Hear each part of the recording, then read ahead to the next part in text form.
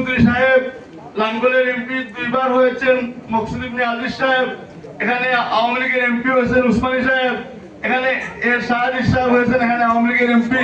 কিন্তু ইলিয়াস আলী এখানে আসার পরে এই জনপদকে, বৃহৎ বালাগঞ্জ এবং বিশ্বনাথকে বিএনপির একটি গাঁটি হিসেবে উনি গ্রহণ করতে সক্ষম হয়েছিল। প্রিয় বন্ধুরা, তৎকালীন সময়ে আপনাদের এইসব জায়গায় আমরা বক্তৃতা দিয়েছি। আমরা বলছি ক্যারিজমেটিক লিডার ইলিয়াস আলী যদি নির্বাচিত হন, আমরা আপনাদের কাছে ওয়াদা দিতে পারি এই অবহেলিত জনপদ বালাগঞ্জ যে অবস্থায় আছে সেই অবস্থায় আছে।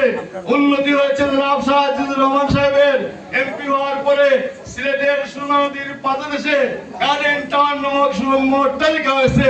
ইলিয়াস আলী এমপি হলে আমরা অট্টালিকার দিকে যাব না, আমরা এই অঞ্চলের মানুষকে একটি চূড়ান্ত যুগান্তকারী উন্নয়ন উপহার দিব। আমরা আমাদের ওয়াদা রক্ষা করতে সক্ষম হয়েছিলাম।